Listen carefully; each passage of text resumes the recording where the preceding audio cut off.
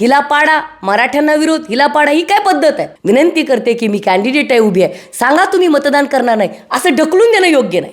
मला मन आहे, मला वेदना होतात, असं नाही वागलं पाहिजे. ओमदादांनी किंवा कैलास पाटलांनी या दोघांनी काय केलंय? इनडायरेक्टली तुम्ही राणा पाटलांना मदत केली आहे. भावकी गावकी गावकीचं तुम्हाला पडलेलंच नाही, पण भावकीत मॅच झाली पाहिजे हे 20 वर्षापासून जिल्हा बघतोय. कर्णाचं चाक कसं रुततंय त्याच्याकडे सगळ्याचं लक्ष आहे. इथं सक्षणाचं चाक रुतवलं जावं, सक्षणा नको ह्या अजेंडा चालवला गेला आणि सर्व लोकांनी अक्षरशः मला सांगताना वाईट वाटतंय.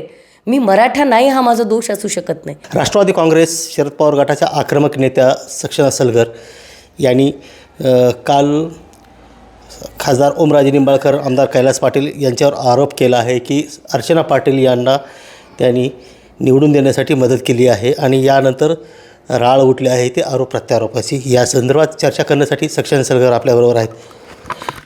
काय म्हणजे आपण खासदार ओमराजे निंबाळकर यांच्यावर आरोप केला आहे की आपण म्हटलं की भावजाईला अप्रत्यक्ष मदत खासदार ओमराजे निंबाळकर यांनी केलेली आहे.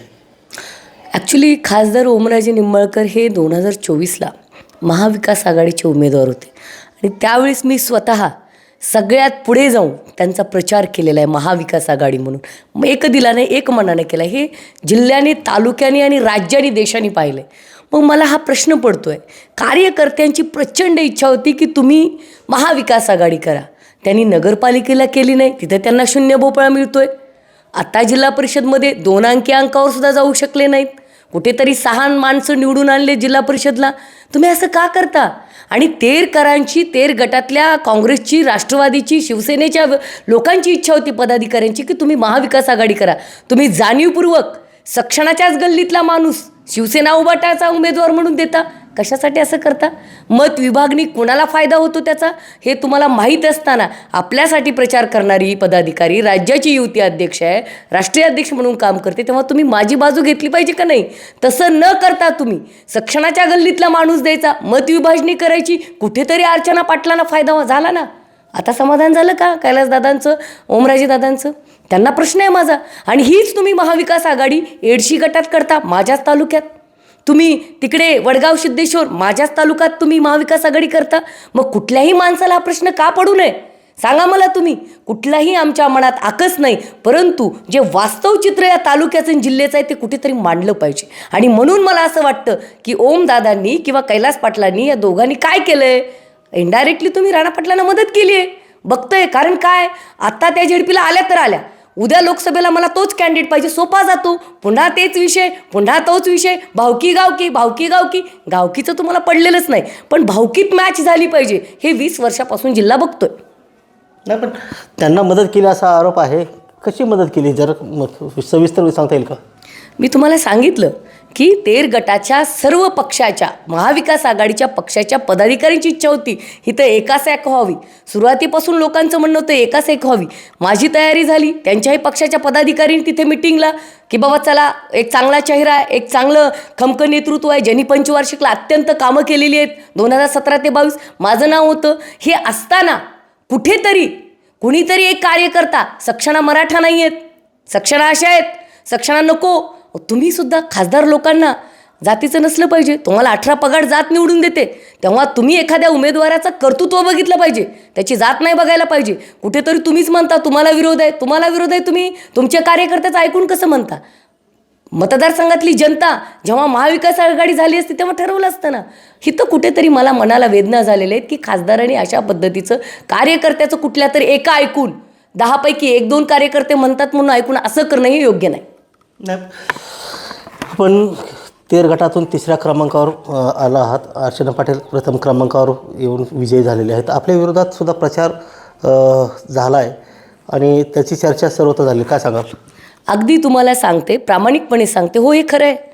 नंबर 1ला भारतीय जनता पार्टीच्या आमदार, भारतीय जनता पार्टीच्या कॅन्डिडेट अर्चना पाटील. नंबर 2ला उभाटा सेनेचा असणार ना.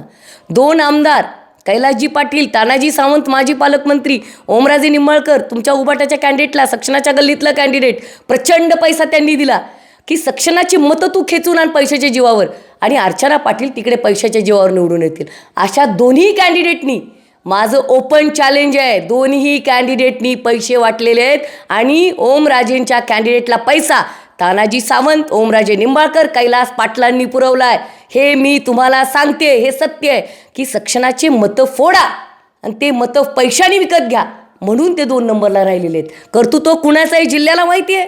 कर्तृत्ववान व्यक्ती चालते कुणाला. कर्णाचं चाक कसं रुततंय त्याच्याकडे सगळ्याचं लक्ष आहे. आणि इथं सक्षणाचं चाक रुतवलं जावं, सक्षणा नको ह्या अजेंडा चालवला गेला. आणि सर्व लोकांनी अक्षरशः मला सांगताना वाईट वाटतंय, मी मराठा नाही हा माझा दोष असू शकत नाही. आणि कुठेतरी सोशल मीडियावर ओमराजेंचे कार्यकर्ते, भाजपाचे कार्यकर्ते, हिला पाडा, मराठ्यांना विरोध, हिला पाडा, ही काय पद्धत आहे. जेव्हा तुम्हाला लोकसभेला आमदारकीला 18 पगड जात निवडून देते तेव्हा आम्ही नाही म्हणत असं.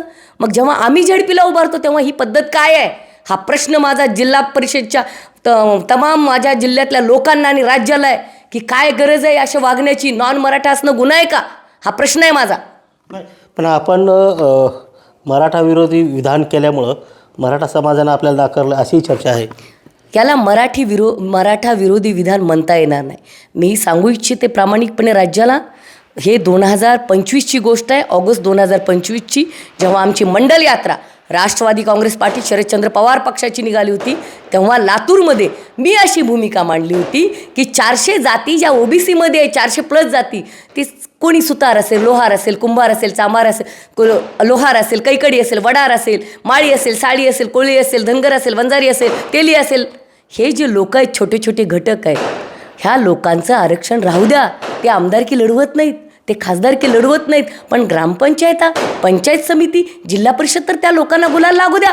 काय चुकीचं बोलले होते मी इथं? आज काय झालंय उदाहरण देते मी तुम्हाला. पळसप गट घ्या, उपळा गट घ्या, तिकडे एडशी गट घ्या. नव्याने कुणबी ओबीसीचे प्रमाणपत्र काढलेले सगळे लोक ओबीसी म्हणून तिथं निवडून आलेत. हा अन्याय नाही गरीब ओबीसीवर? सांगा मला तुम्ही. मी विरोधात नाही कुणाच्या. आज त्या मायक्रो ओबीसी जे लोक आहेत त्यांच्यावर अन्याय नाही आहे का? मला सांगावं महाराष्ट्रानं, द्यावं मला उत्तर. मी माघार घेते, मी दिलगिरी व्यक्त करते जर असं असेल तर. काय चुकीचं बोलले होते मी तेव्हाही म्हणलं होतं प्रस्थापित लोकांसाठी आरक्षण नसावं. जे विस्थापित आहे, जे मायक्रो ओबीसीज आहे, जे वंचित आहे, जे शोषित आहे त्यांच्यासाठी असावं. परंतु इथं असं होताना दिसत नाही. ह्या तिन्ही गटामध्ये ॲक्च्युअल ओरिजिनल ओबीसीवाले कॅन्डिडेट जे आहेत त्यांचं अक्षरशः आरक्षण हिसकावून घेण्यात आलं आहे आणि नव्याने ओबीसी झालेले लोक निवडून आलेत. हे चुकीचं नाही आहे का मग? त्या ओबीसीवर अन्याय नाही आहे का मग? सांगावं मला महाराष्ट्राने. प्रचारादरम्यान आपल्याला चुकीच्या पद्धतीनं वागणूक दिली गेली असं आपण म्हटलं होतं. काय झालं नेमकं? मी माझ्या मतदारसंघात प्रचार करत असताना, माझ्या मतदारसंघात खेड नावाचं गाव आहे, तिथे मला वाईट वाटतं सांगताना, नाही चांगली ट्रीटमेंट मिळाली.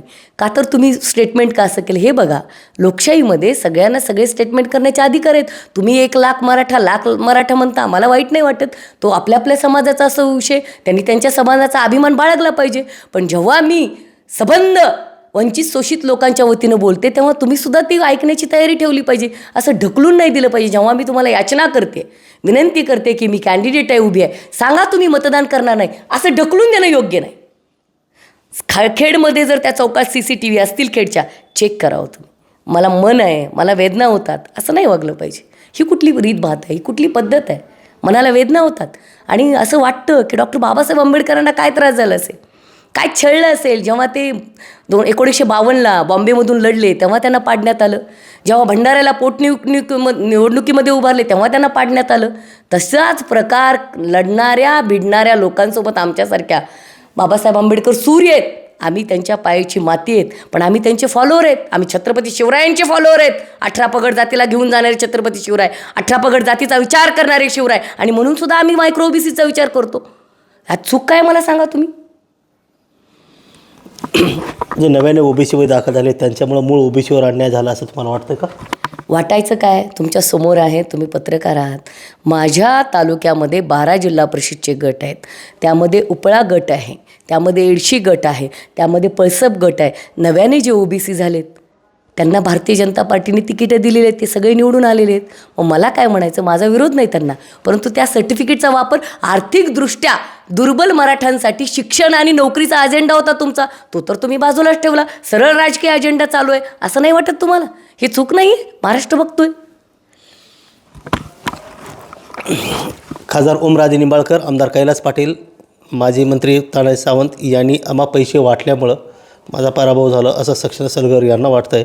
तर 2029ला होणाऱ्या लोकसभेसाठी अर्चना पाटीलच उमेदवार पाहिजे यासाठी खासदार ओमराजे निंबाळकर यांनी प्रयत्न केल्याचं त्यांनी म्हटलं, सक्षम सलगर यांनी म्हटलेलं आहे. मी रहीम शेख, मटा ऑनलाईन, तेर, धाराशिव.